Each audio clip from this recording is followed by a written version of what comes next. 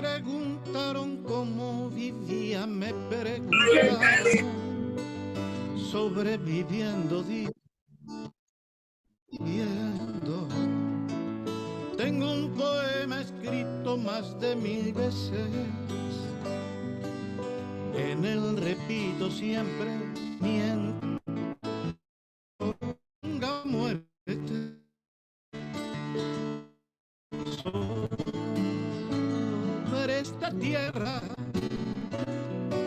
y se fabriquen armas para la guerra. Yo pisaré estos campos sobreviviendo, todos frente al peligro sobreviviendo. Tristes y errantes hombres sobreviviendo, sobreviviendo,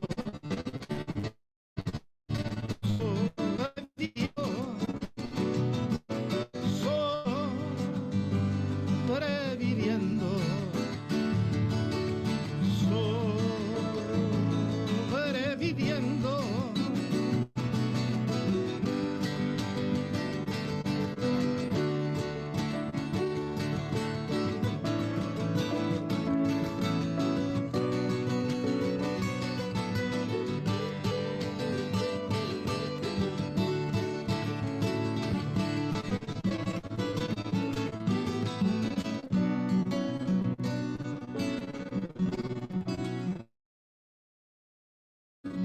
Como hace tiempo, y eso que como un jilguero tengo cierta memoria que me lastima. No puedo olvidarme lo de Hiroshima. Cuánta tragedia sobre esta tierra.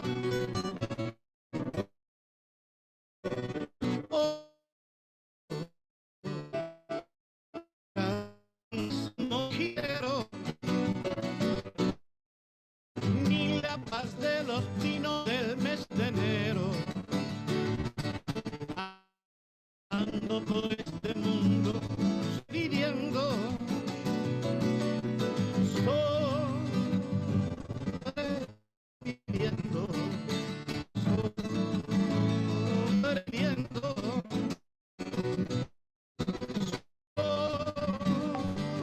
sobreviviendo, sobreviviendo.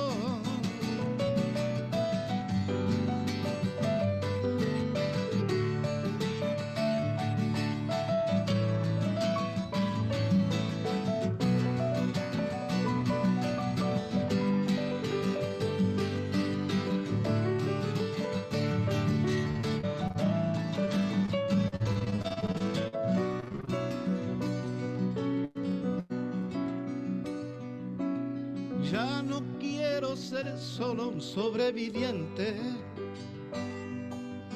Quiero elegir el día para mi muerte. Tengo la carne joven, roja la sangre, la dentadura buena y mi esperma urgente. Quiero la vida de mi simiente. No quiero ver un día manifestando por la paz en el mundo a los animales. Cómo me reiría ese loco día, ellos manifestándose por la vida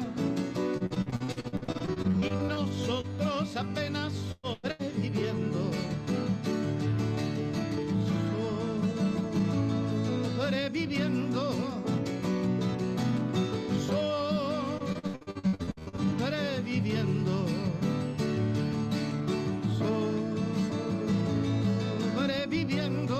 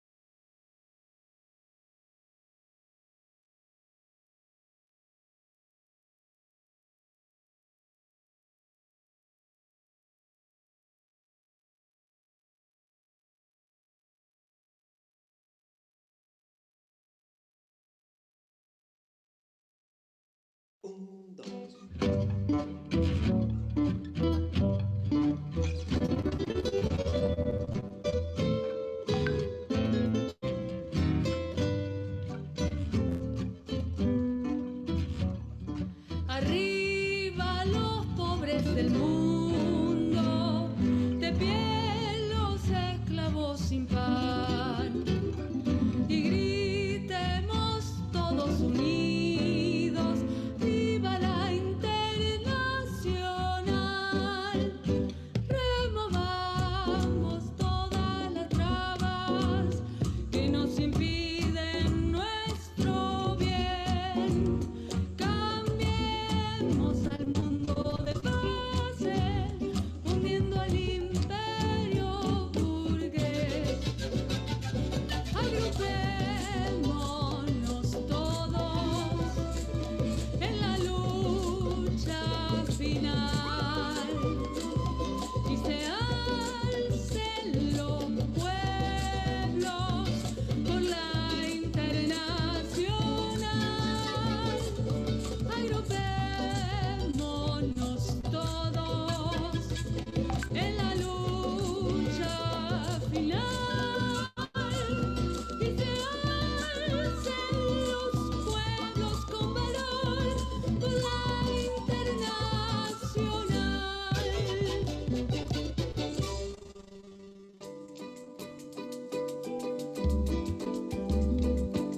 Grimide requalei o cobre, o Estado esmagado.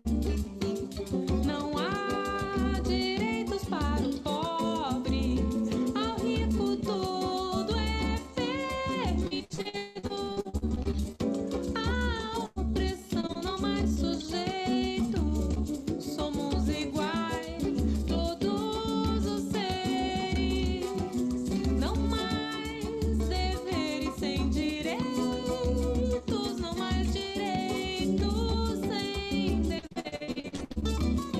Bem unidos façamos nessa luta final uma terra sem amos, a internacional. Bem unidos façamos nessa luta final uma terra sem amo, a internacional.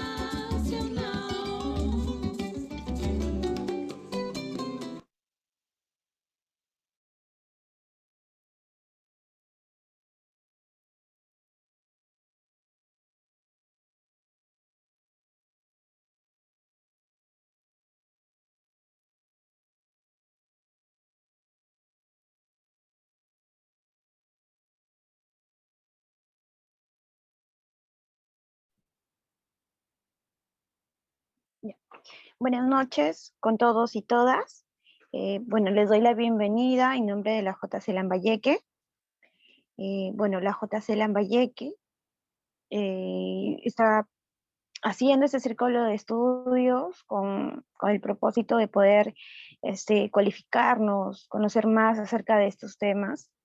Y bueno, queríamos dar una pequeña introducción antes de empezar, para decirles, ¿no?, que la Juventud Comunista del Perú Patria Roja es una organización de vanguardia de la juventud peruana.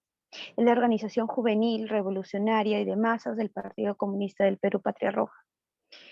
Es la fuerza auxiliar de continuidad y reserva que se prepara, capacita y educa para continuar su misión histórica en la lucha integral por la democracia, la independencia nacional, el socialismo y el comunismo.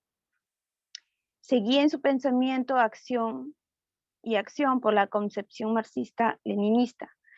Se declara heredera del pensamiento, obra y estilo de la mauta José Carlos Mariátegui. Paradigma comunista inclaudicable, combatiente socialista, ejemplo moral e intelectual de las nuevas generaciones. espíritu creador abierto a los tiempos, defensor de los intereses concretos y el futuro de los trabajadores y el pueblo, demócrata, patriota e internacional. Y bueno, a continuación damos inicio a este círculo de estudios titulado La Escuelita de Mariátegui. Con esta, la primera sesión de estudio que se titula Historia del Partido Comunista, en la cual tendremos como expositor al compañero Jesús, quien es militante del Partido Comunista del Perú Patria Roja y responsable del Comité Zonal de Ica. Hola Jesús, te damos la bienvenida. Te dejo el micro. ¿Qué tal, compañera Adriana, compañera Damaris, los amigos, compañeros que están acá en este momento conectados? Muy buenas noches, ¿no? Yo no quisiera en todo caso hacer una exposición, en todo caso quisiera algunas reflexiones, ¿no? Para poder, en todo caso, ayudar pues a la formación, ¿no? Yo estoy muy contento, yo también, yo tengo en este momento 39 años, yo me inicié, conocí al partido cuando tenía 18, 19, casi 21, ¿no? Entonces me llena mucha emoción de que en todo caso ustedes conozcan la organización en la que yo creo, en la que yo me he formado, y espero pues en todo caso estar a la altura de esta escuela, ¿no? Yo creo de que habría que en todo caso preguntarnos, antes de definir el partido y su historia, es por qué somos comunistas, ¿no? Que eso es bastante importante en estos momentos, ¿no? Si uno ve la realidad, uno ve el contexto en el que está el país, ¿qué es lo que tenemos? ¿Qué es lo que observamos, no? Tenemos un país en el que el 1% una élite que significa el 1%, aproximadamente se adueña del 37% de la riqueza general en el país, ¿no? Tenemos una salud una salud pública que no se da abasto para satisfacer las demandas, ¿no? Y es más, ¿no? Ha sido, en todo caso, las instituciones privadas de salud las que en este contexto de pandemia están haciendo su agosto, ¿no? Tenemos una educación pública con bastantes carencias y que ha dejado de lado en este contexto de pandemia en el que la única manera de poder tener clases es a través de un celular, a través del internet, y a la que la mayoría de las personas no tienen acceso, ¿no? Mucha gente ha perdido su empleo, ¿no? O lo ha conservado en condiciones sumamente innobles, indignas, ¿no? Mientras esa élite que representa el 1% se ha seguido forrando los bolsillos, y es más, han aumentado su ganancia en contexto de pandemia, ¿no?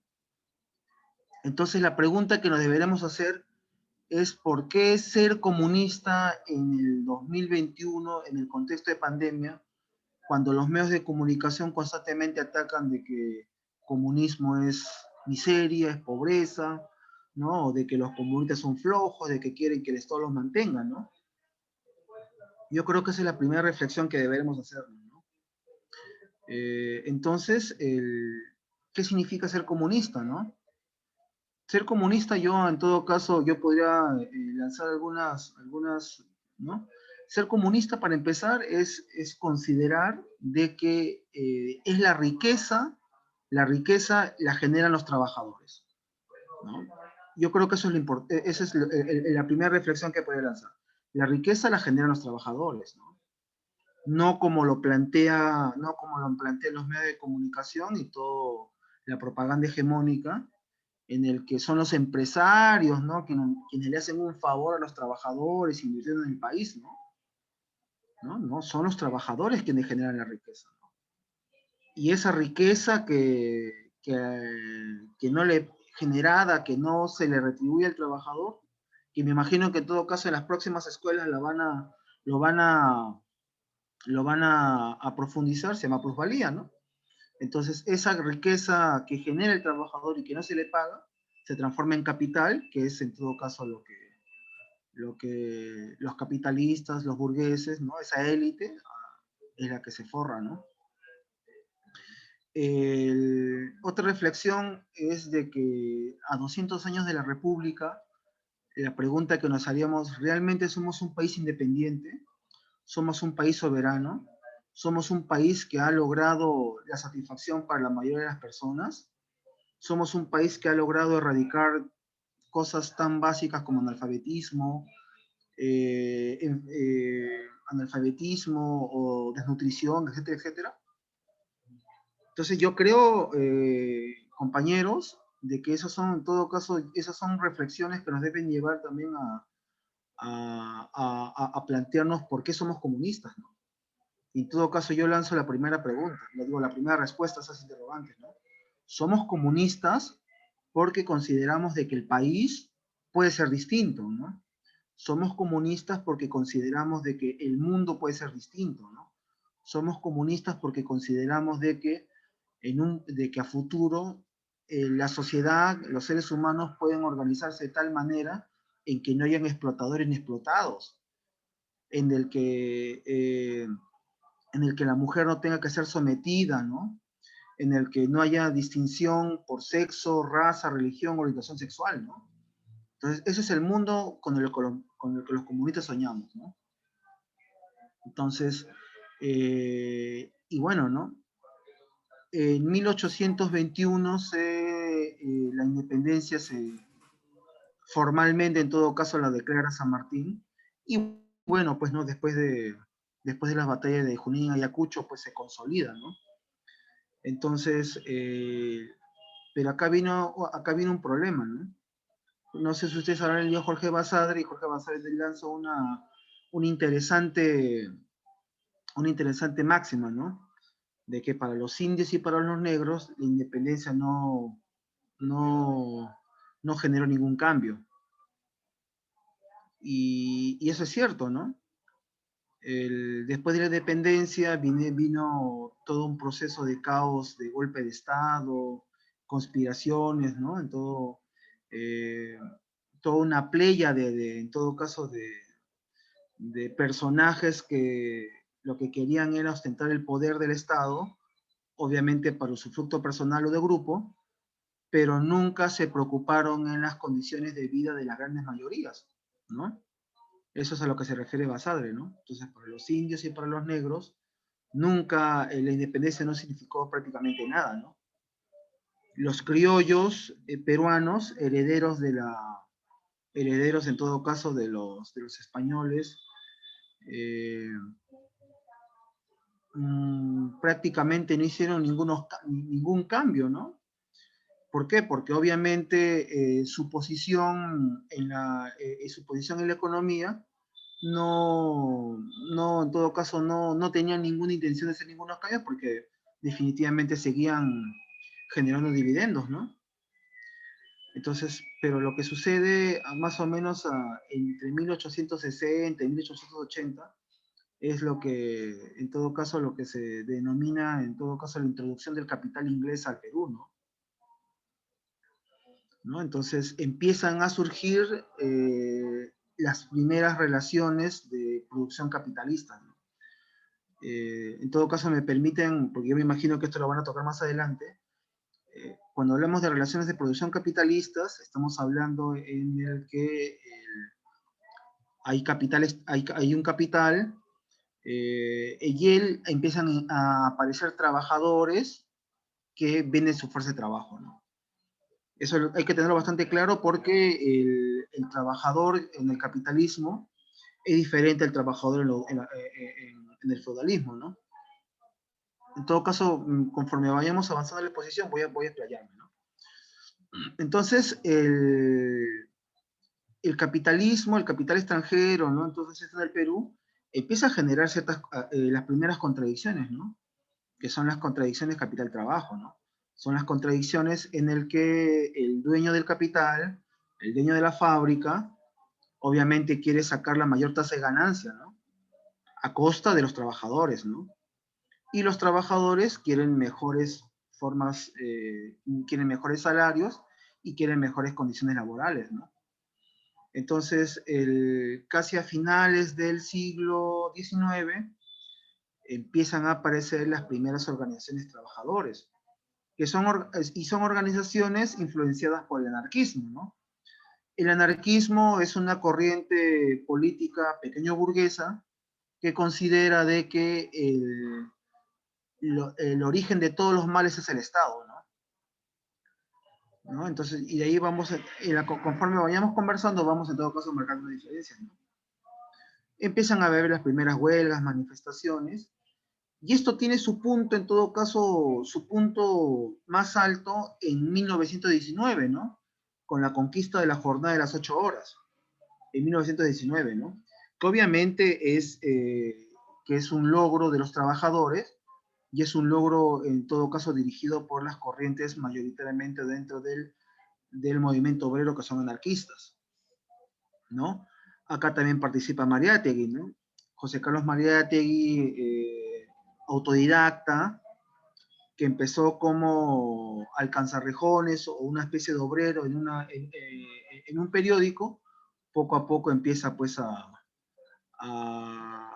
empieza a escribir artículos y empieza en todo caso a ser considerado dentro del circuito intelectual y periodístico.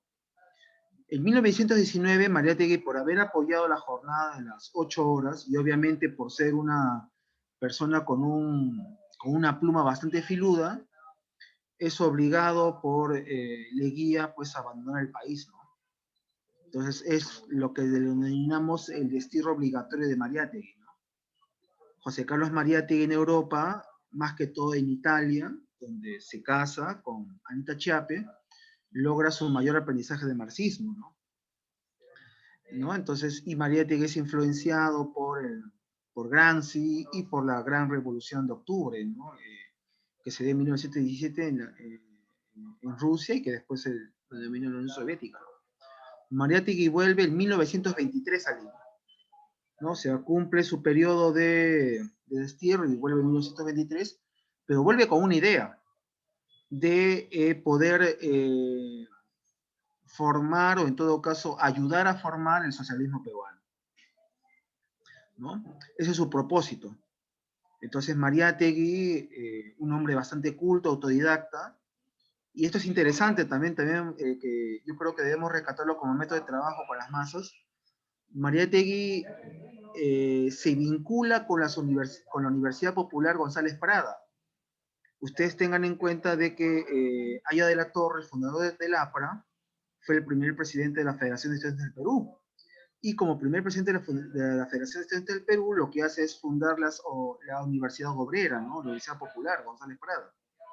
Entonces, Mariátegui, en un primer momento, va a esta Universidad Popular Obrera, va como participante, como oyente, ¿no? Y ya después, él empieza a dar algunas exposiciones, ¿no? Entonces, se vincula con esa Universidad Popular, ¿no? En un primer momento como oyente, en un primer momento como una persona que va a escuchar, y luego como una persona que en todo caso va a dar su experiencia, ¿no? Entonces empieza a hablar sobre lo que él ha vivido, lo que él ha visto en Europa, ¿no? El inicio del fascismo, las organizaciones obreras, etcétera, etcétera, ¿no? Entonces, y empieza a generar una cierta influencia en el movimiento obrero, ¿no? Y obviamente Mariátegui lo que quiere hacer en la Universidad Obrera es disputarle la hegemonía del anarquismo. Eso hay que tenerlo bastante claro, ¿no? Mariátegui en 1924 le amputan la pierna, o sea, estaba a punto de morir, él tenía una enfermedad crónica desde niño, le amputan la pierna, y bueno, ¿no? Y a pesar de que le amputan la pierna, él no deja de hacer política, de vincularse, de dar charlas, orientaciones, ¿no? En 1928, José Carlos Mariátegui publica en todo caso su obra más conocida, y que yo creo que debe ser lectura de cajón entre todos los quienes consideramos o creemos en el socialismo, ¿no? Que es las 7 ensayos de interpretación de la realidad peruana, ¿no? En donde él, desde el marxismo, busca interpretar los problemas del país, ¿no? Está el problema de la tierra, el problema del indio, ¿no? El problema económico, ¿no? Entonces, que obviamente pues es una obra que en este momento ya ha sido superada porque el país ha cambiado bastante, pero yo creo que es el primer intento serio, responsable, de querer explicar el país desde el punto de vista marxista, ¿no? Por ejemplo, ahí Maretti plantea algunas cosas muy interesantes, ¿no? Por ejemplo, en el tema económico, nuestra dependencia, ¿no? Y es una dependencia que no hemos en todo caso superado, ¿no?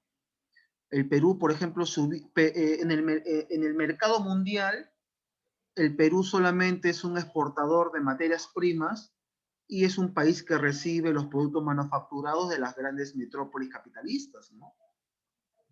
Entonces, ese, es, por ejemplo, es un problema económico, ¿no? Es un problema económico que todavía no se ha superado, ¿no? A pesar de que ha pasado mucha agua bajo el puente en casi 1928, en casi 100 años de que ha sido publicado, ¿no? También, por ejemplo, habla del problema del indio, ¿no? El problema del indio, de que es un problema de la tierra. Ella habla del problema educativo que se debe encarar como un problema económico y social, ¿no? Entonces, esa es la obra cumbre de Maretti, ¿no? Maretti obviamente es una persona sumamente culta, podía hablar sobre literatura, pintura, política, etcétera, etcétera, ¿no? Y que yo creo que también debe ser el ejemplo que debemos tener los comunistas, ¿no? Los comunistas tenemos que tratar de ser lo mayor cultos posibles, ¿no? No solamente para manejar términos, no solamente para poder en todo caso ganar debates, sino sobre todo porque la necesidad porque Mariette decía que todo lo humano nos pertenece, ¿no? Entonces, los comunistas no podemos ser ajenos a no podemos ser ajenos a ninguna vertiente de la cultura, de la ciencia, ¿no? Hay que tratar de siempre ser curiosos, ¿no? Estudiosos, preguntones, ¿no? Entonces, Mariátegui en 1928 lanza los 7 ensayos de la realidad peruana, pero también yo creo que logra su máxima obra, que es la fundación del Partido de Clase de los Trabajadores. Mariátegui funda con un grupo de obreros, intelectuales, ¿no? Creo que hasta había un ambulante por ahí. Funda el 7 de octubre de 1928 el Partido Socialista del Perú. Obviamente, pues, Mariátegui no le... Obviamente, en todo caso, el acta fundacional hace referencia, pues, al marxismo, ¿no? Hace referencia a su carácter de clase, ¿no? Hace referencia en todo caso, a los pasos que debe seguir la revolución peruana, ¿no? Pero Mariátegui, bastante certero, considera de que para evitar la represión y para evitar asustar, ¿no? En todo caso, o desmoralizar a los militantes, entonces él le pone Partido Socialista, ¿no? Aunque su concepción ideológica, su concepción de clase es meramente marxista, ¿no? Mariátegui en 1929 funda la Central de Trabajadores del Perú. En abril del 30, lamentablemente, Mariátegui muere, ¿no? Producto de sus dolencias. Y entonces acá viene una etapa bastante oscura en el partido, ¿no?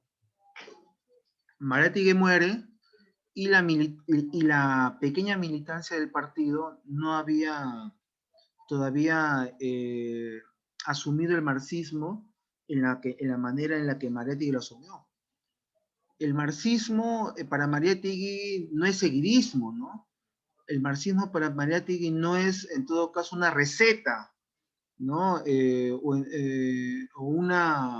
un manual, ¿no? Que se debe aplicar misericordiamente en cada país, ¿no? Mariátegui muy certeramente decía de que el socialismo en Latinoamérica y obviamente en el Perú tiene que ser creación heroica, ¿no? Tiene que partir de estas particularidades, tiene que partir de nuestra realidad, ¿no? Entonces, y eso sumamente es muy difícil, ¿no? Ser creador es muy difícil, ¿no? Es mucho más sencillo tener una receta, tener un manual y decir, así debe ser. Entonces Mariátegui estaba en contra de eso. Y ese es el problema el que tiene el partido después de la muerte de Mariátegui. Mariátegui, después de su muerte, quien asume la dirección del partido es Eudosio Rabines. Y Eudosio Rabines, una persona totalmente seguidista, sin un criterio propio. Por ejemplo, él intenta hacer soviets acá en el Perú. Cuando hablamos de soviets, son organizaciones obreras propias de la Unión Soviética, propias de la primera etapa de la Unión Soviética, y trata de traerlas acá al Perú de una manera mecánica, ¿no? Cosa que es una tontería. Entonces, el partido en 1930 cambia de nombre. Deja de ser Partido Socialista del Perú y pasa a ser Partido Comunista del Perú, y abajito, sección internacional, sección peruana, disculpen, de la Internacional Comunista. Hay que entender de que en esos años la Internacional Comunista era una especie de gran partido comunista a nivel mundial, y que cada PC de cada país era su sección, ¿no? Por ejemplo, había la sección argentina, la sección chilena, la sección peruana, ¿no? Todos eran parte de la Internacional Comunista. Pero acá viene un problema. La Internacional Comunista daba directivas que se tenían que aplicar de una manera, se tenían que aplicar en cada país,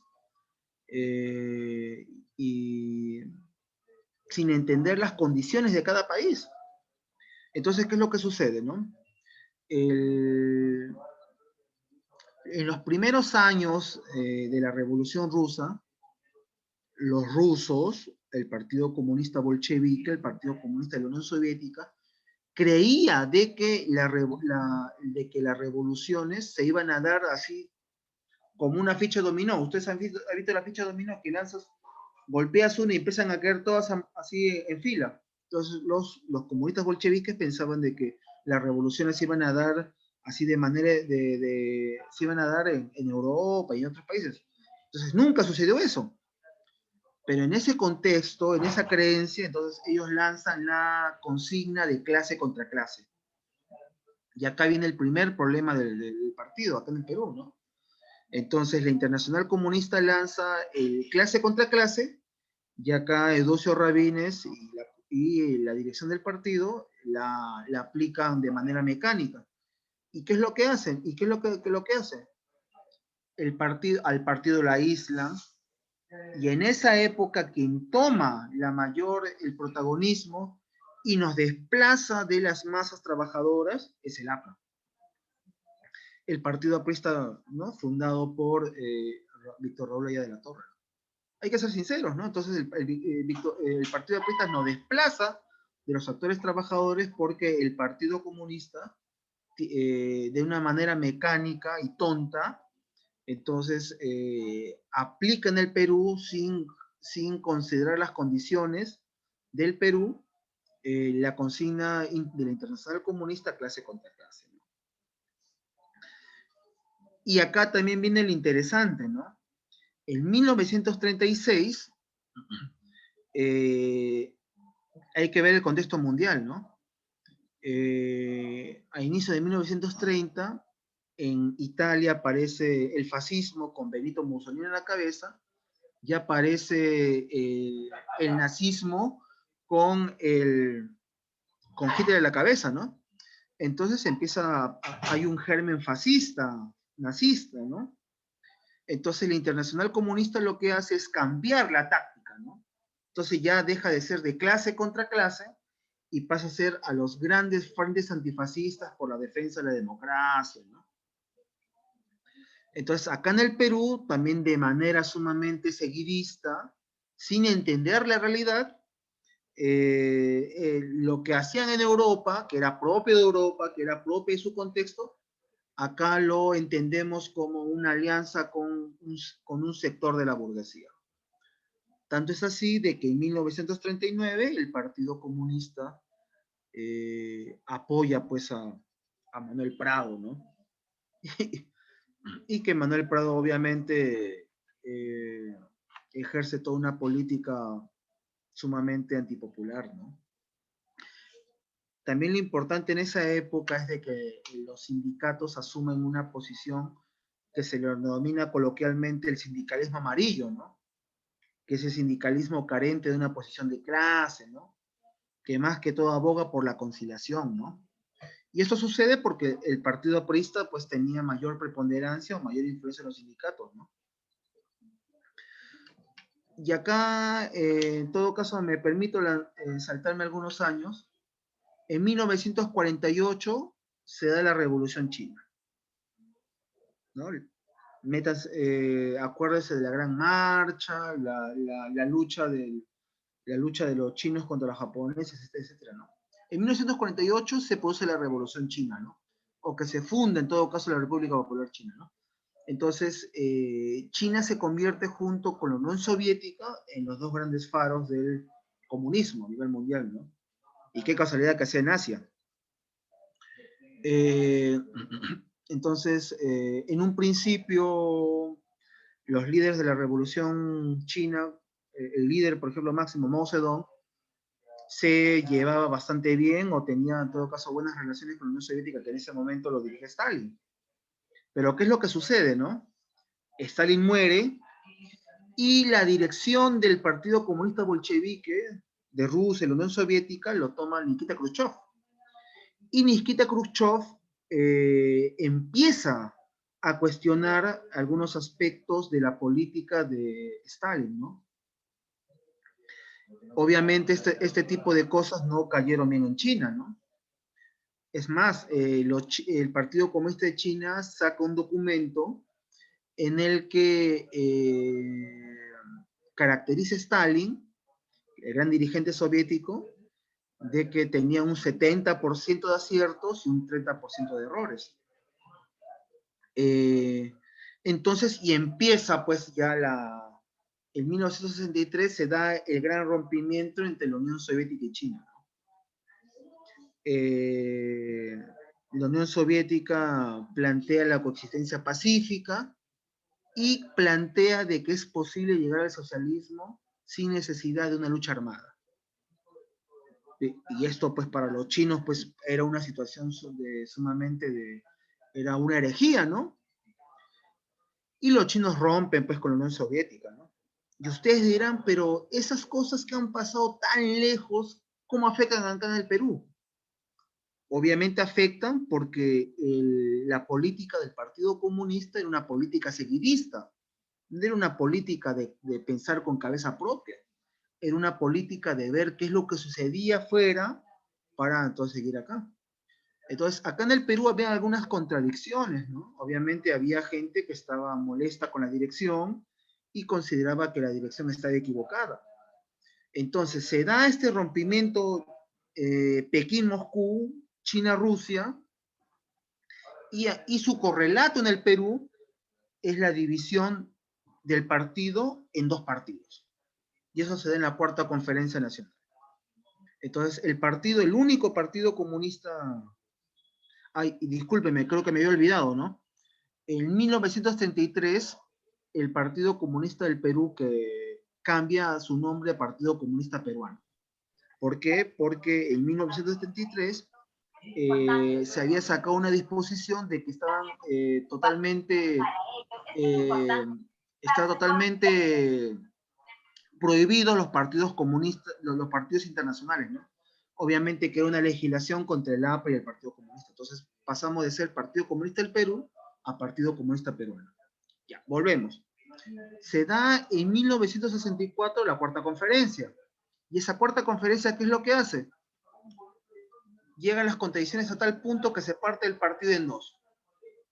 Una facción del partido que apoya a la Unión Soviética y la otra facción del partido que apoya a China.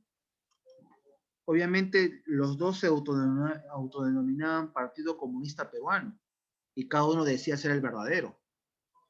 Entonces la única manera de diferenciar a esos partidos comunistas eran por sus periódicos. Mientras el Partido Comunista Peruano que apoyaba a la Unión Soviética, su periódico era Unidad, el Partido Comunista Peruano que apoyaba a China era Bandera Roja. Se da el primer gran rompimiento.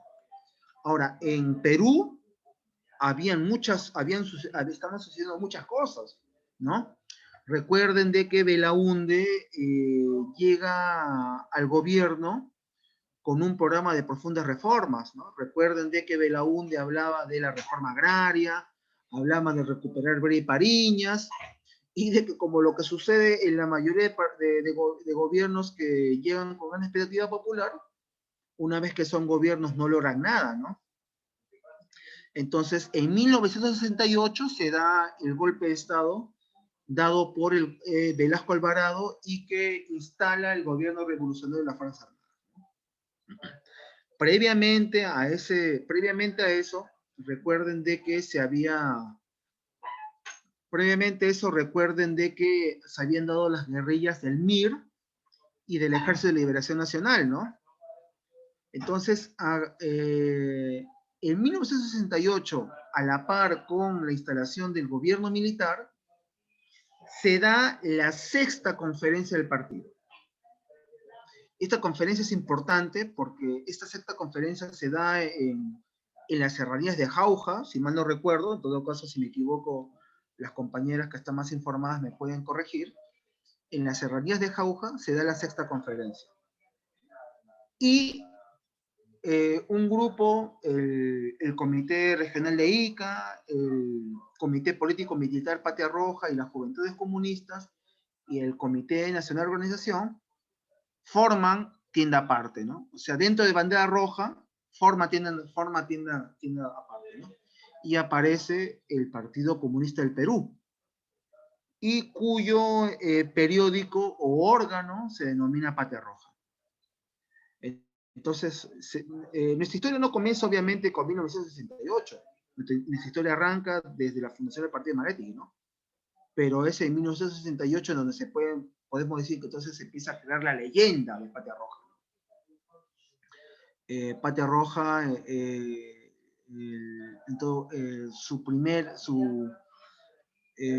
considera de que el Perú es un país neocolonial, considera que es un país en el que las relaciones, en el que las fuerzas productivas capitalistas no están totalmente desarrolladas,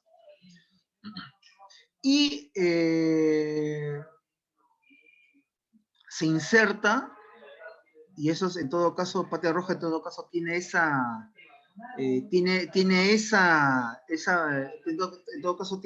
audacia en el pensamiento de que se mete en las organizaciones obreras y en la organización de maestros, ¿no?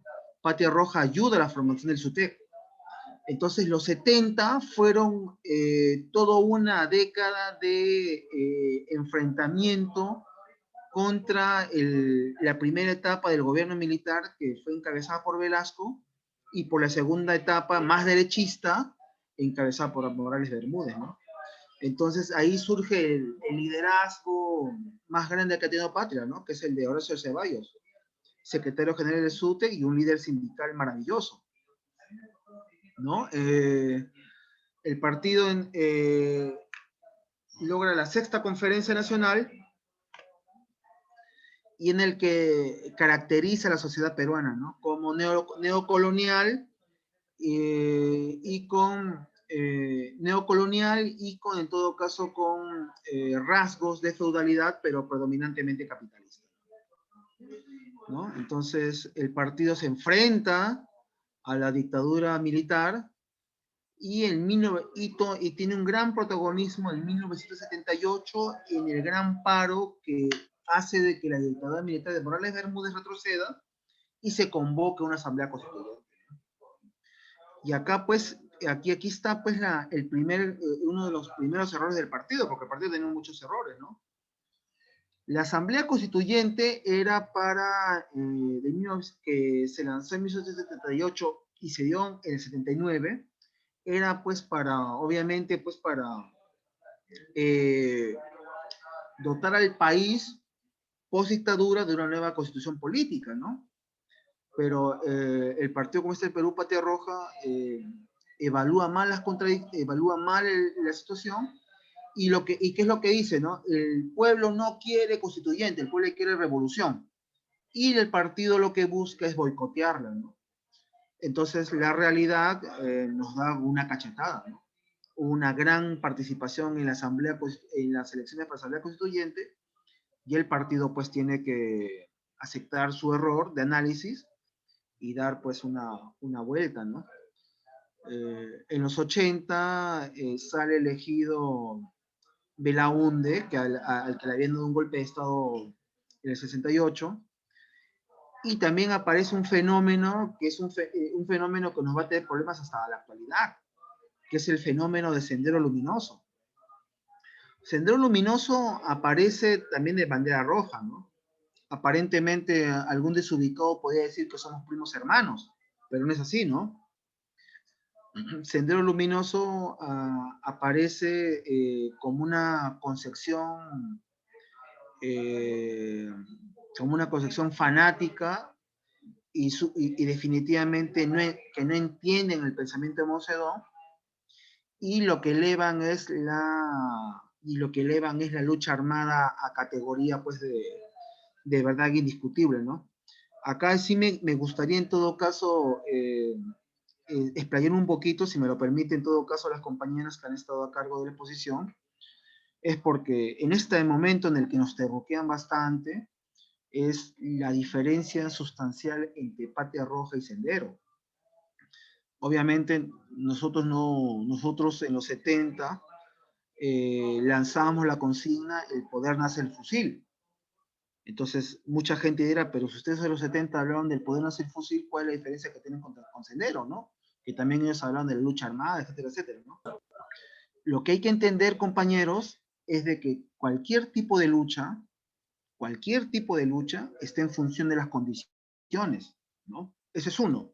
Lo segundo, de que las luchas se dan en todos los niveles. La lucha de clases, compañeros, se dan en todos los niveles.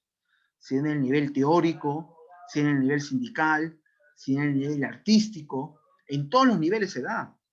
Entonces, ¿cuál es la gran diferencia de nosotros con Sendero? La primera es de que considerar de que para Patria Roja la lucha de clases es una lucha multidimensional, que se da en todos los aspectos de la vida, sindical, económico, político, ideológico, etcétera, etcétera, etcétera.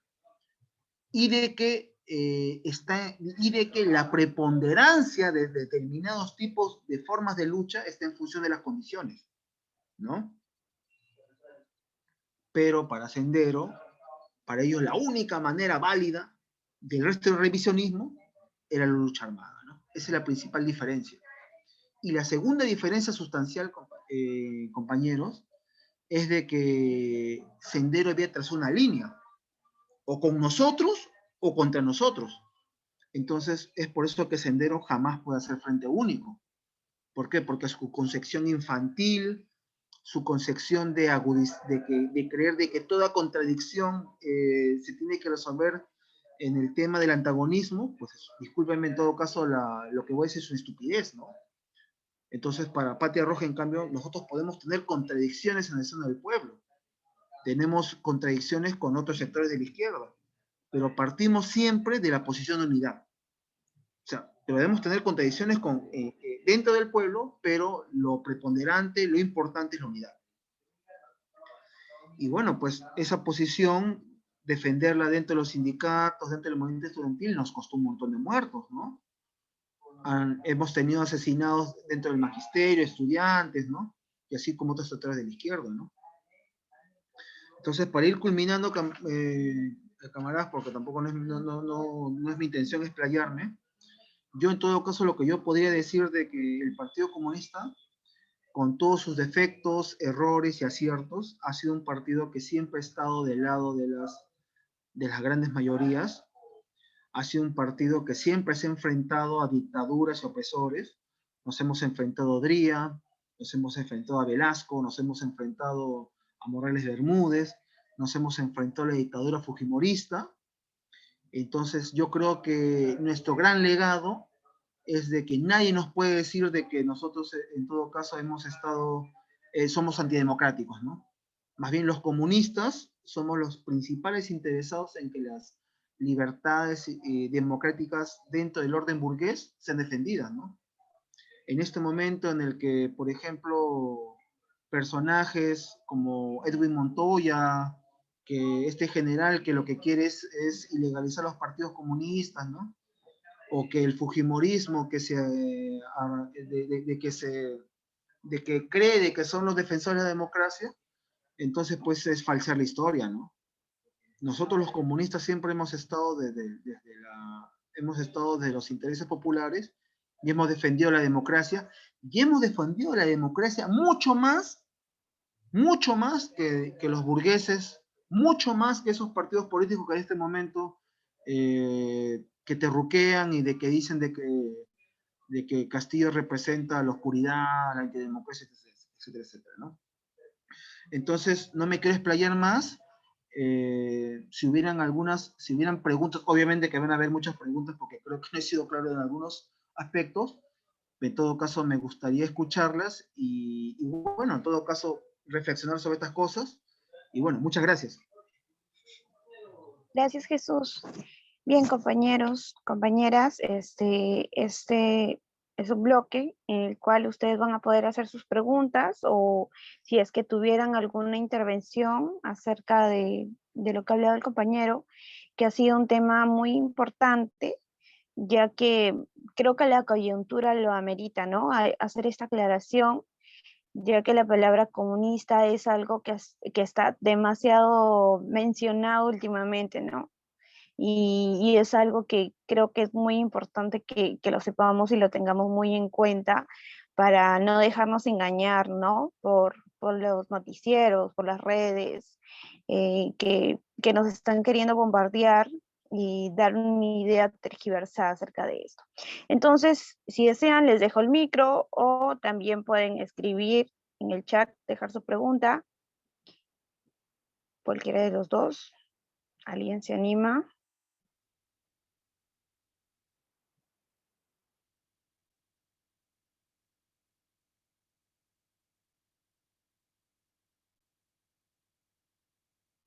Nadie, ok.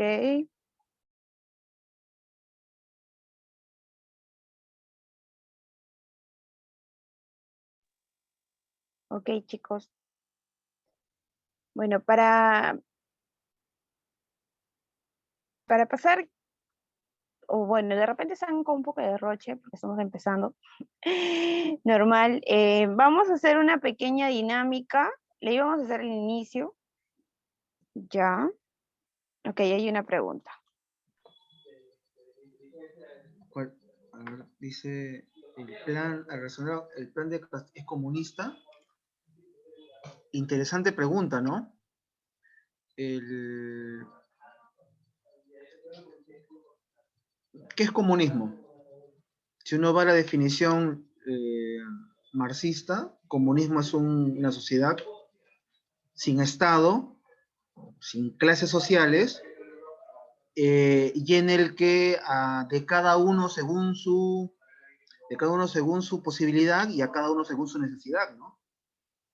Entonces, obviamente, esa es la definición marxista del comunismo. Ahora, obviamente el plan de Castillo no es comunista, ¿no? Obviamente el plan de Castillo ni siquiera es socialista, porque ¿cuál sería en todo caso la definición de socialismo? La definición de socialismo sería propiedad social sobre los medios de producción. ¿Cuál sería en todo caso? Y eso a mí me parece interesante porque esto nos podría ayudar a la discusión, ¿no? Ustedes han escuchado, me imagino, de que mucha gente dice, los comunistas nos quieren expropiar nuestras casas, nuestros carros, ¿no? Nuestros iPhones. Nosotros, cuando los comunistas hablamos de propiedad privada, no estamos hablando de la propiedad individual, no estamos hablando de tu casa, no estamos hablando de tu bicicleta, de tu celular, no estamos hablando de tu casaca, ¿no? De tus zapatos. Cuando hablamos de propiedad privada, estamos hablando de la propiedad privada de los medios de producción. ¿Cuáles son los medios de producción? Las fábricas, las tierras, ¿no? Entonces, cuando nosotros hablamos de socialismo, estamos hablando de socializar los medios de producción. ¿Qué quiere decir eso? De que los medios de producción, las fábricas, la tierra, ya no le van a pertenecer a un grupito pequeño de personas, sino va a ser propiedad social. ¿no? Ahora, ¿Castillo es socialista? Tampoco es socialista, ¿no? Ahora, si ustedes me preguntaran, entonces, ¿cuál es el plan de Castillo? O dentro de qué se enmarca el plan de Castillo. El plan de Castillo se enmarca, es un plan de reformas dentro del status quo capitalista. ¿Y por qué les digo esto, no? ¿No? A esta interesante pregunta, ¿cómo sería propiedad social? ¿Cuántas personas serían los dueños? Cuando hablamos de propiedad social estamos hablando de que, por ejemplo, ¿no? En una fábrica sería administrada por los trabajadores. Esa es propiedad social, ¿no? La administran, ¿no? Entonces, obviamente que estamos hablando de trabajadores que de manera organizada, ¿no? Pueden dirigir la producción, ¿no? ¿No? Eso estamos hablando de propiedad social, ¿no? ¿No? Pero en el caso de Castillo, entonces Castillo no está proponiendo propiedad social de los medios de producción. Castillo no está proponiendo ni siquiera cambiar las relaciones de producción de explotación. Lo único que está proponiendo Castillo es de que el Estado sea un ente regulador entre los trabajadores y las empresas, ¿no? El mito liberal nos dice de que todos somos libres e iguales en el mercado. Ahora, yo les hago una pregunta para reflexión. ¿Un trabajador es igual que el dueño de una fábrica en el mercado? Obviamente que no. Obviamente que no es igual, ¿no? Entonces, los liberales parten de esa falsa premisa de que el trabajador es igual que el dueño de la fábrica, son iguales en el mercado. Y como son iguales, pueden llegar a acuerdos, ¿no? Pueden llegar a acuerdos, ¿no? Pero ustedes saben que no es así. El trabajador, ¿qué es lo que tiene? Su fuerza de trabajo y su individualidad. Pero ¿qué es lo que tiene el dueño de la fábrica? El dueño de la fábrica, ¿qué es lo que tiene? Poder económico. Y ese poder económico, ¿qué se expresa? En hegemonía en el terreno de las ideas, en su influencia en los medios de comunicación, etcétera, etcétera, ¿no? Entonces, sin romper con esas relaciones capitalistas, ¿el Estado qué función tiene? El Estado tiene la función de regular, de equiparar esa desigualdad entre el trabajador y el empresario. Obviamente, esa regulación, ese papel que cumple el Estado de equilibrar la cosa entre el trabajador y el empresario, no es socialismo, porque ese tipo de políticas que se les denomina keynesianas o de estado de bienestar se han logrado anteriormente, se han hecho anteriormente. Yo les pongo un ejemplo. En 1929 se da la Gran Depresión en Norteamérica, en los Estados Unidos. Entonces, una crisis económica de tal manera de que muchas empresas quiebran. Interesante la segunda pregunta. Entonces, la tercera pregunta, entonces voy a terminar para responderla. Entonces, ¿qué es lo que sucede? Hay trabajadores despedidos, hay hambre, hay falta de empleo. Entonces, ¿qué es lo que hace Roosevelt? Roosevelt toma en cuenta la teoría de keynesiana de la economía y ¿qué es lo que dice, no? ¿Y qué es lo que hace, no? Lo que hace es mayor participación del Estado, mayor regulación del Estado y derechos laborales para los trabajadores. Ahora, ustedes dirán, pues, que Delano Roosevelt era comunista, terruco, social chavista, norcoreano. Por supuesto que no. Entonces, lo hacía principalmente para evitar de que entre los trabajadores se difundiera la propaganda comunista. Tengan en cuenta que en la Gran Depresión, en 1929, la Unión Soviética había tenido un gran prestigio. Entonces, si ustedes empiezan a ver o empiezan a leer las noticias a nivel internacional, Joe Biden, que es el actual presidente de los Estados Unidos, plantea algo parecido a lo que planteó Delano Roosevelt en su momento. ¿Qué es lo que plantea, por ejemplo, Joe Biden? Joe Biden, ¿qué plantea? Impuesto a la riqueza, plantea mayor regulación del Estado, mayores derechos laborales. Entonces, y yo le pregunté, ¿Joe Biden podría ser caracterizado como comunista? No, ¿no? Entonces, entonces yo creo de que partiendo de esa premisa, yo creo que el programa de Castillo no es comunista ni socialista. Es un programa de reformas, algunas más profundas que otras, dentro del status quo capitalista. ¿Ya? Acá dice, ¿cómo acabamos con los mitos del comunismo teniendo el gran poder del periodismo como impulsor de estos? Interesante pregunta. Yo creo que lo primero que tenemos que hacer es informarnos bien. Es tener claras las cosas, ¿no? No sé si ustedes se han puesto, han estado viendo de que sale Kenji Fujimori, ese Kenji siempre tan ladino, tremendo narcotraficante. Kenji sale diciendo que, ¿qué es lo que dice? ¿Eh? Interesante. ¿Qué es lo que dice, no? De que si votas por Castillo, tu chelita va a costar el triple. ¿No? Porque el Perú, ¿no? Que el 70% de las importaciones, etcétera, etcétera, ¿no? Entonces, aparentemente, pues aparentemente es una premisa o aparentemente es una idea fuerza bastante que no puede ser debatida, ¿no? ¿No? Entonces, ¿quién se puede? Entonces, y los medios de comunicación han estado lanzando la idea de que el programa de Perú Libre, el programa de Castillo, es un programa que intenta cerrar al Perú del mundo, ¿no? Que intenta cerrar las importaciones, ¿no?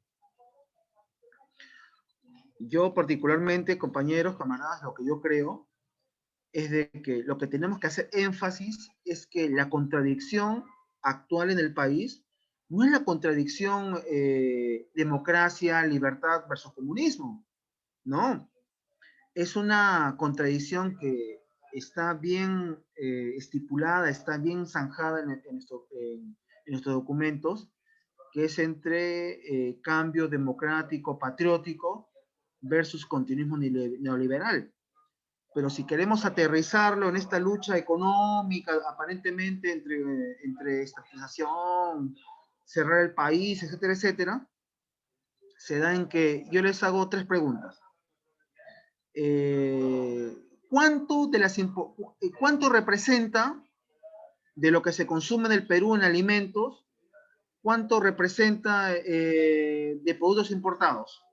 Carranzo lo dijo en el debate técnico.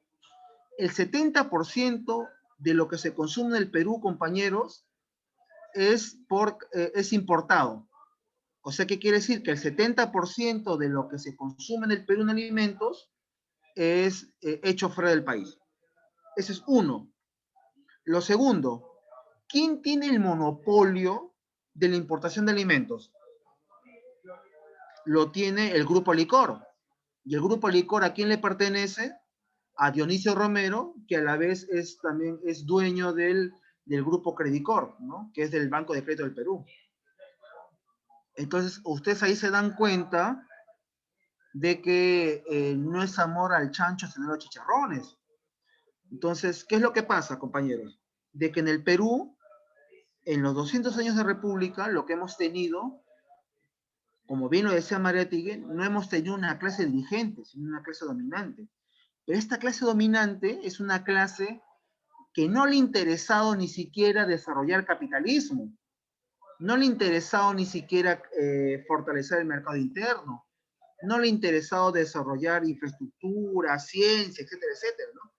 Es una clase que es tan floja, es una clase que es tan mezquina y mediocre, que a lo único que le interesa es ser intermediario del gran capital extranjero. ¿Por qué? Porque otras burguesías, ¿qué es lo que hacen, no? Otras burguesías, ¿qué es lo que hacen, no? Otras burguesías tienen más conciencia patriótica, otras burguesías quieren competir en el mundo, pero que nuestra burguesía no es así, ¿no? Nuestra burguesía es sumamente mediocre, floja, entonces que ha visto de que ser intermediario del gran capital extranjero le permite réditos y que no desea cambiar eso, ¿no? Entonces, nuestra burguesía, en 200 años de la República, ha condenado al Perú a ser un mero exportador de materias primas y de que permite la importación de productos manufacturados de las grandes metrópolis. Entonces, lo que nosotros queremos romper es con eso.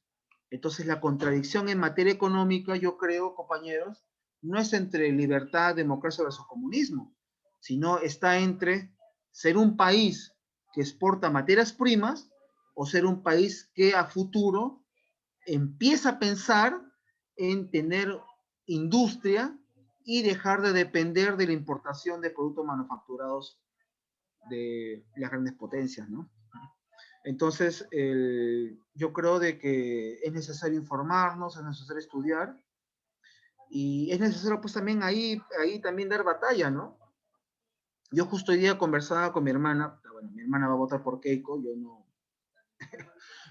ahí en todo caso ahí está mi incapacidad de poder convencerla, y yo entonces, y mi hermana me dice que el comunismo, que esta cuestión, que el otro, y yo le digo, ¿no? Hermana, le digo, ¿no? Tú has puesto a pensar que hay empresarios medianos y pequeños empresarios que apoyan a Castillo. ¿Tú qué crees, que ellos lo apoyan a Castillo porque son comunistas? ¿O lo apoyan porque consideran de que en esa contradicción entre esta élite intermediaria y digamos, y las posibilidades que puede plantearse el desarrollo de una industria nacional, ellos no serían en todo caso bien, no serían beneficiados? Yo les pregunto,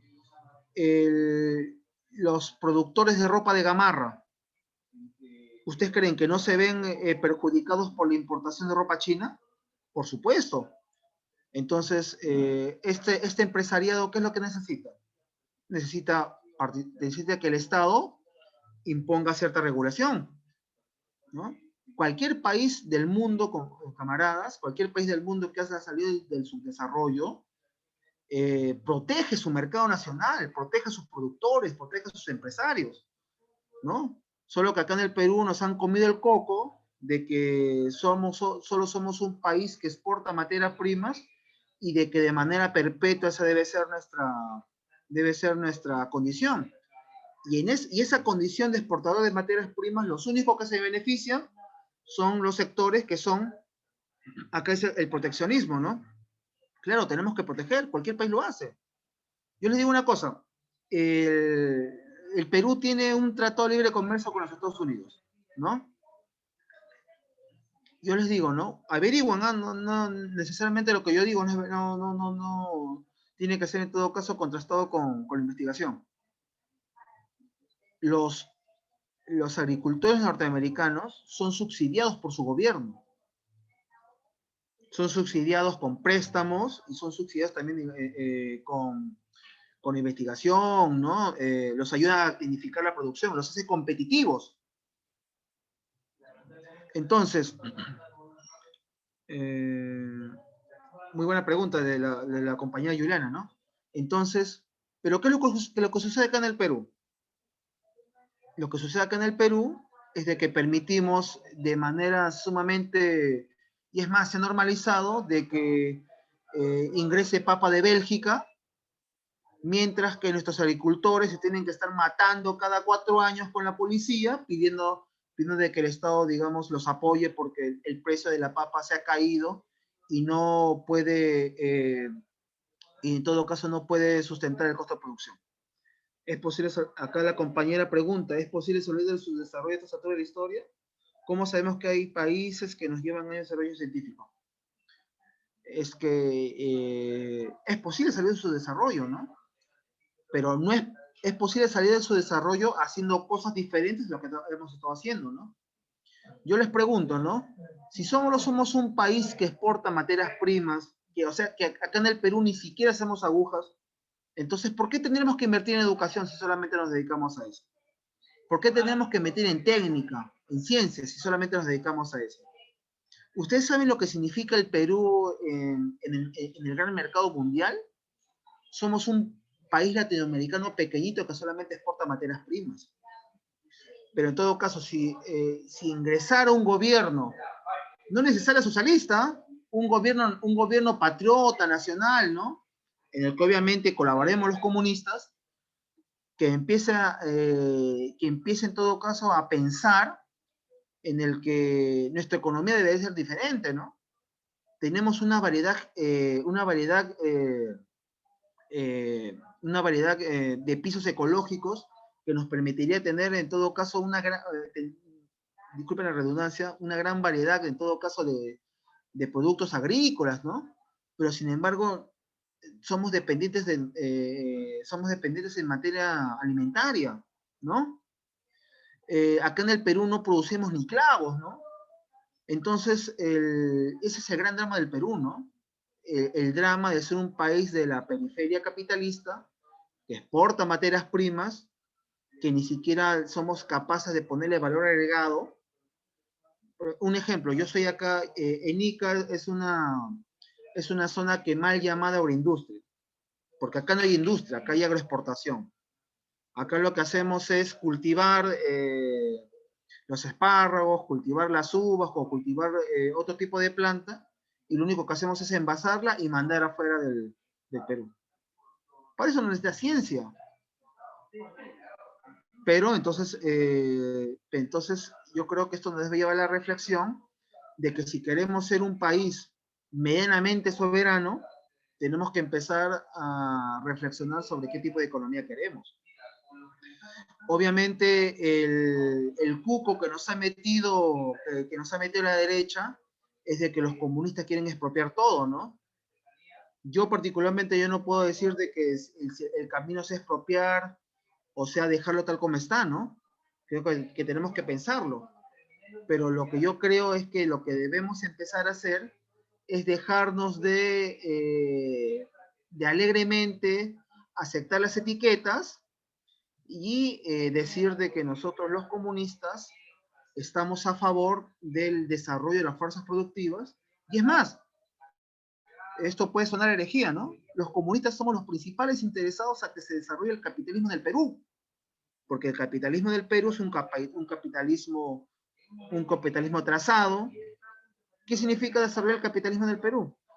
Significa de que poder desarrollar estas fuerzas productivas, significa de que el empresariado peruano deje de ser dependiente y empiece a pensar a competir en el mercado mundial, ¿no?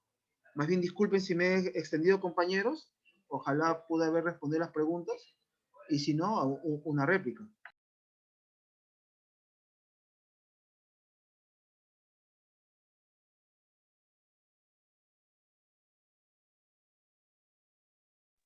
Gracias, Jesús, por tus respuestas. Creo que han sido concretas y, y muy entendibles. Ya en este momento, bueno, ya no han escrito, creo, ¿no? Ya vamos a pasar a la dinámica que les estaba mencionando antes de terminar. A ver si nos... Ya, ahí están compartiendo la pantalla. Te dejo el micro, Karen.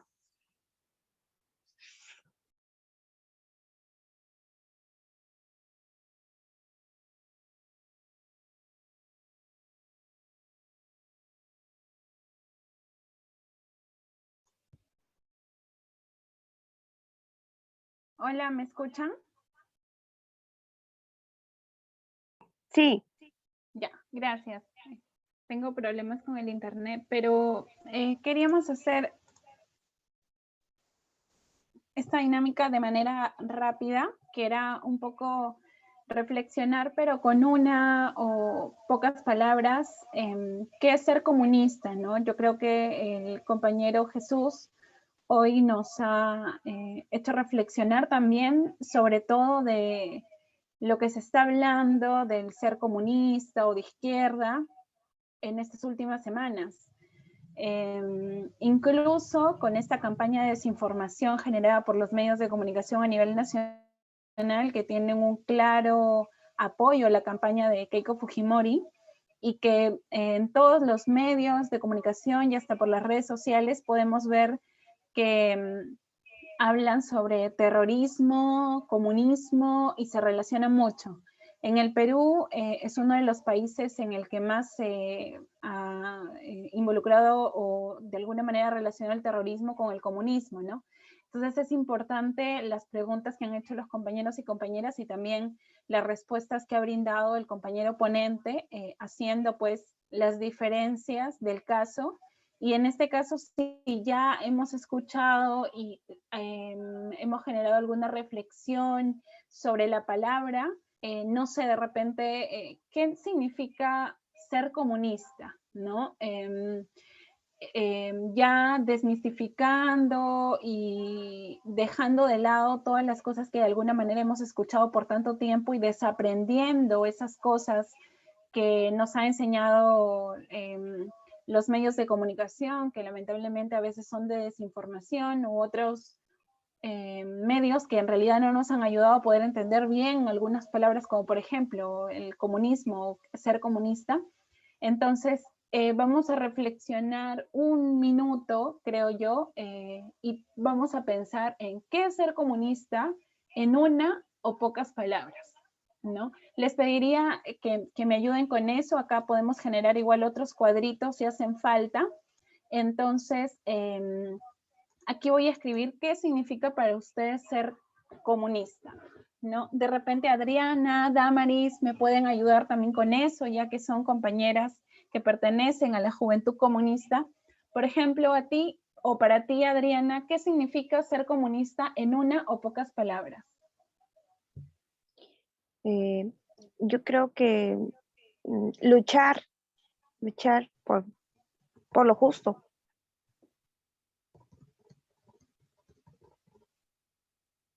Gracias, Adriana. No sé, ¿alguna otra compañera, de repente Damaris, que nos puedas ayudar?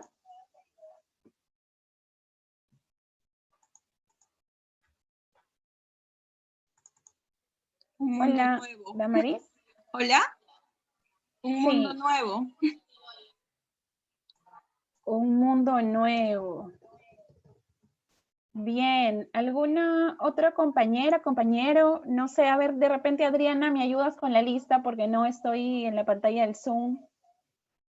A ver, de repente, no se chupen, estamos para aprender, así que tal vez pensemos, no, si digo esto, ¿qué dirán? Pero en realidad todos hemos comenzado en el proceso de desaprender tantas cosas que nos han dicho por muchos años los medios de comunicación y sobre todo que están alineados a la burguesía y de una historia o de cosas que suceden en la sociedad y también en nuestro pueblo, que muchas veces no nos hacen reflexionar como tal, ¿no? Sino que tergiversan y nos hacen ver el comunismo como algo malo o negativo, que lo relacionan tanto con el terrorismo y que nos hacen pensar en esas épocas donde Sendero Luminoso mataba a sangre fría a muchos compatriotas, al igual que el terrorismo de Estado que también lo ejerció Fujimori, ¿no? Entonces, Adriana, si me dices, por ejemplo, algún compañero o compañera de repente que quiera también igualmente decir en pocas palabras, ya reflexionando un poquito. Morales Nazario Gladys. A ver, Gladys, ¿qué nos podrías decir en una palabra o en pocas palabras? ¿Qué es ser comunista? Podría ser la igualdad social. Igualdad social. Muy bien, muchas gracias, Gladys. De repente, sí, no sé, ¿por qué piensas que igualdad social podría estar relacionado con ser comunista? Porque en la actualidad lo que queremos es una sociedad sin clase, ¿no? Con igualdad social, con igualdad de condición, con igualdad de oportunidad, etc. Por eso es que digo, Muchas gracias, Gladys. Sí, tienen razón la compañera con lo que menciona, ¿no? Y justamente estábamos hablando un poco de eso al inicio y también ahorita de las cosas pues que de repente como comunistas los que nos consideramos o los que las o los nos consideramos queremos lograr, ¿no? ¿Alguna otra persona, Adriana? A ver, Katy Tesen. A ver, la compañera Katy.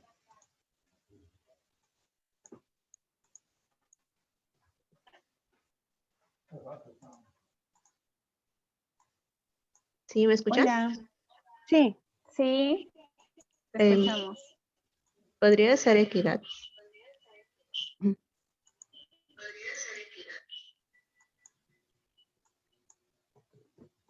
Equidad, muy bien. ¿Por qué crees, Katy, que podría ser equidad? Porque bueno, pues hablamos de que se le tiene que dar a cada uno o podemos dar a cada uno lo que merece o lo que necesita, ¿no? Muchas gracias, Katy. Exacto, ¿no? Está relacionado precisamente a lo que decíamos, ¿no? ¿Qué es lo que queremos lograr? No solamente qué es ser comunista, sino qué es lo que queremos lograr como tal. ¿Alguna otra persona, Adriana? Julka Rojas, Richard está con el micro abierto. A ver, de repente el compañero quiere mencionar algo.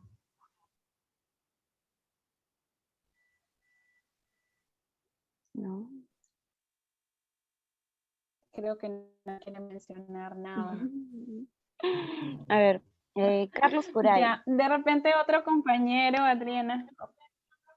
Carlos A Puray. ver, Carlos.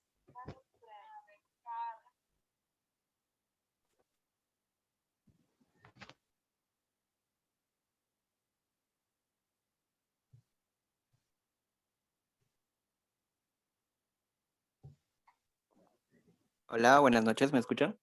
Sí, Sí, Bueno, para mí escuchamos. ser comunista es buscar el bien común. ¿Por qué crees que ser comunista es buscar el bien común?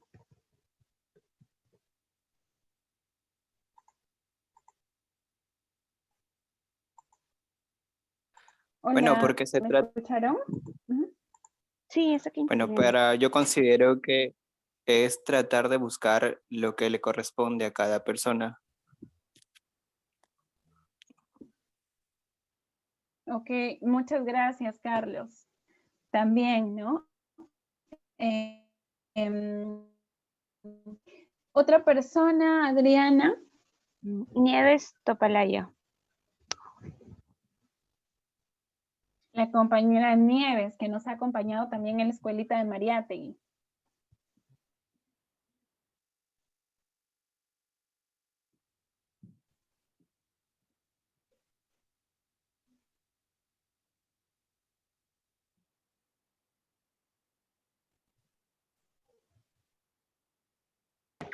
Hola, buenas noches. Disculpen, mi internet estaba un poquito lento. Viene con...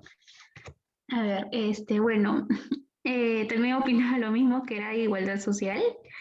En este caso también es, desde mi punto de vista, lo veo como que empodera a la comunidad, ¿no? Ya que busca el bien común, que también busca que la misma comunidad o la población o las personas se junten por un mismo propósito, de que es de que no haya distinción de clases, ¿no?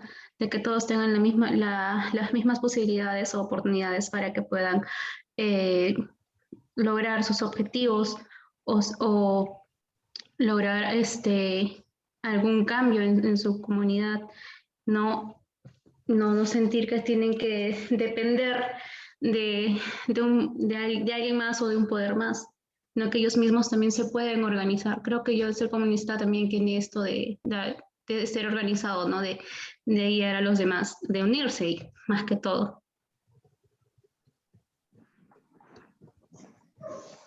Muchas gracias, compañera Nieves. Entonces, bueno, no sé si alguien más de repente quisiera opinar, pero en todo caso hemos llenado los cuadritos que por acá inicialmente habíamos hecho. Agradezco y bueno, agradecemos en general a todas las personas que han escrito o bueno, han reflexionado sobre esto, porque en realidad el qué es ser comunista está relacionado también a valores, si nos damos cuenta, son valores sociales, ¿no? Luchar por lo justo, mientras que otras personas a esta hora, y sobre todo mientras muchos jóvenes a esta hora están viendo Netflix, que no tiene nada de malo, pero que igual de repente es un pasatiempo que lo pueden tener a esta hora, o de repente están viendo alguna película o compartiendo.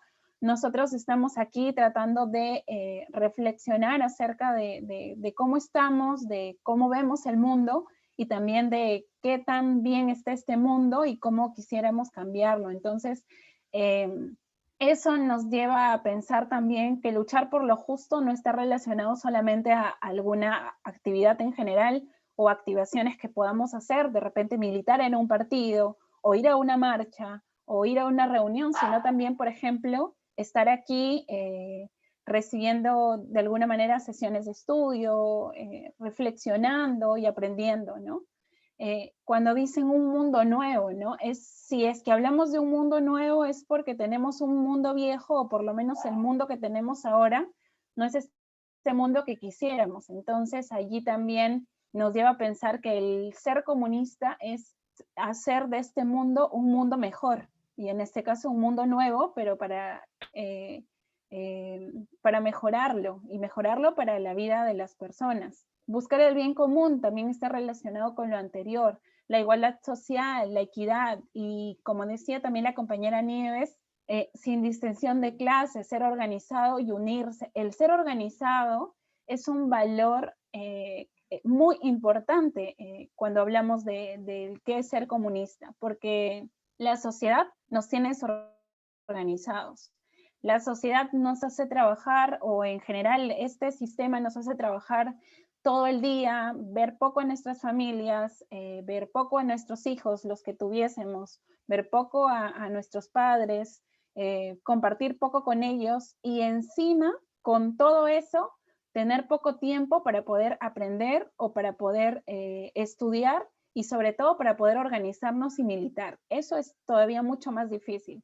Y los que hacemos eso, cuando nos ven en las calles, nos dicen terroristas, nos dicen vagos y nos dicen otras cosas que quizá muchos de nosotros ya lo hemos escuchado, y que en realidad nosotros estudiamos, trabajamos, nos organizamos y hacemos todo eso en un tiempo limitado, por decirlo así, y en un tiempo donde tenemos que sacarlo desde donde no hay.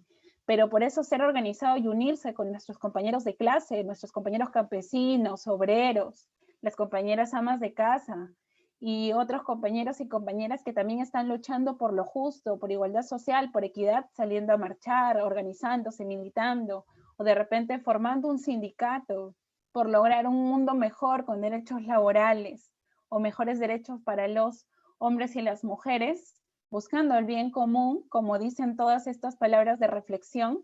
Entonces nos hace querer decir que ser comunista, ahora que estamos reflexionando sobre esto, no es algo negativo, y que si siempre nos enseñaron que era algo negativo, precisamente fue porque no nos querían decir la verdad, porque siempre nos dijeron que ser comunista es ser terrorista, es ser vago y es querer que todo nos regalen. Sin embargo, nosotros trabajamos de repente mucho más que otras personas, y aparte, como yo decía, nos organizamos y militamos y seguimos formándonos, y todo eso nos hace pensar que lo negativo que nos habían dicho no es así, y que hay que seguir reflexionando sobre esto, que no quede solamente en estas palabras, sino en querer organizarse, y sobre todo en seguir aprendiendo, porque la práctica tiene que ver con la teoría. Por eso es muy importante, por ejemplo, formar este círculo de estudio para seguir reflexionando como compañeros y compañeras, y continuar con nuestro aprendizaje sobre estas cuestiones, y que seguro, como ya nuestras compañeras e incluso yo les hemos hecho alcanzar la metodología de este círculo de estudios, vamos a ver los temas concernientes, y se vienen temas muy importantes. Y aunque esta dinámica hemos tratado de hacerla muy rápida y también con palabras precisas, seguro que se nos vienen dinámicas mucho más fortalecidas, donde podamos trabajar ya en grupo y sigamos aprendiendo sobre esto. Yo le daría la palabra a Adriana con esto, y creo que ya estaríamos cerrando la sesión. Bien, Karen, gracias. Bueno, compañeros y compañeras, ya para cerrar un poco con las conclusiones, el tema de hoy ha sido interesante y, y da apertura, creo, a los futuros temas que esperamos también sean para ustedes de su agrado y llenen quizás las expectativas que tienen acerca de este círculo de estudio, ¿no? Entendiendo que desde el inicio, pues mencionaba el compañero un poco de que ya sabemos, ¿no? El otro mes ya se cumplen 200 años de república, de independencia, eh, que si bien es cierto, también ya se hacía la pregunta, pero de verdad somos libres. Eh, a 200 años de república, aún seguimos viendo esclavitud de otro tipo, ¿no? Pero aún sigue habiendo esclavitud, aún sigue la explotación, ¿no? Y, y en estas condiciones tan precarias de salud y educación, eh, aparte de las laborales, ¿no? Que nos hacen pensar bastante en si es que hemos avanzado o hemos retrocedido en el tiempo y que nos hace también, aparte de reflexionar sobre ello, tratar de, con estos temas o con este tipo de espacios, también buscar la manera de generar el cambio, ¿no? Y trabajar en ello. Eh, esperamos también que como ya lo mencionaba hace un momento, ¿no? Que esto haya despejado un poco este tema con todo esto coyuntural de lo que los medios de comunicación nos han metido tanto a la cabeza sobre el tema del comunismo y que lo ha tergiversado bastante más de lo que ya estaba, ¿no? Al vincularlo siempre con el terrorismo, que es de lo que debemos también siempre mencionar, que deslindamos totalmente nosotros como organización con Sendero Luminoso, no tenemos ningún vínculo y repudiamos toda acción que estas organizaciones dogmáticas han hecho. Y bueno, asimismo, esperamos que sigan reflexionando y que nos sigan acompañando en las siguientes sesiones. De repente hay algunas palabras que nos quiera dar compañero Jesús antes de terminar. Bueno, agradezco la deferencia. Bueno, ¿no? Cuando verlos a ustedes tan organizados, ¿no? Da bastante, confianza en el futuro, ¿no? Del partido, ¿no? Hay que seguir informándonos, leyendo, estudiando, ¿no? Y hay que dar la batalla contra la hegemonía de las ideas que la tiene la derecha en todos los aspectos, ¿no? Yo me imagino que acá hay muchos que son estudiantes, trabajadores. Entonces yo lo único que les puedo decir como palabras finales es a mí lo que me dijeron cuando ingresé al partido cuando tenía 18 años, ¿no? Si eres estudiante, tienes que ser el mejor de los estudiantes. Si eres trabajador, tienes que ser el mejor de los trabajadores, ¿no? ¿No? La única manera, a veces la gente no te sigue por ideología porque a veces es un poco pesada, complicada entenderla o hacerla entender, ¿no? Pero la gente muchas veces te sigue por el ejemplo, ¿no? Entonces tratemos de ser el ejemplo que necesitan los trabajadores, ¿no? Tratemos de ser buenos estudiantes, tratamos de ser cada vez más solidarios, tratamos de ser cada vez más estudiosos. Y yo les digo de que con la seguridad de que vamos a vencer y de que vamos a construir el partido que la nación y el partido que los trabajadores necesitan, ¿no? Muy agradecido con ustedes y más bien disculpen si he sido un poco difuso en algunos aspectos. Poco a poco se aprende. Muchas gracias, compañeros. Listo, Jesús. Muchas gracias también. Igual esperamos contar contigo de repente para próximas sesiones que organicemos. Y asimismo, una vez nuevamente reiterar el agradecimiento también a los compañeros por su interés y esperar que nos sigamos encontrando en las próximas sesiones. Ya se ha compartido con ustedes la metodología, cómo se va a llevar a cabo las siguientes sesiones. Ya les estaremos alcanzando material también para que puedan venir ya con un poco una idea de lo que estaremos haciendo más adelante. Asimismo, también se les estará alcanzando lo que es el link para la próxima sesión. Bueno, por aquí nos quedamos y nuevamente agradecerles. Bueno, hasta luego, compañeros. Hasta luego, Jesús. Gracias por el apoyo y gracias a todos. Muchas gracias, chicos. Hasta luego.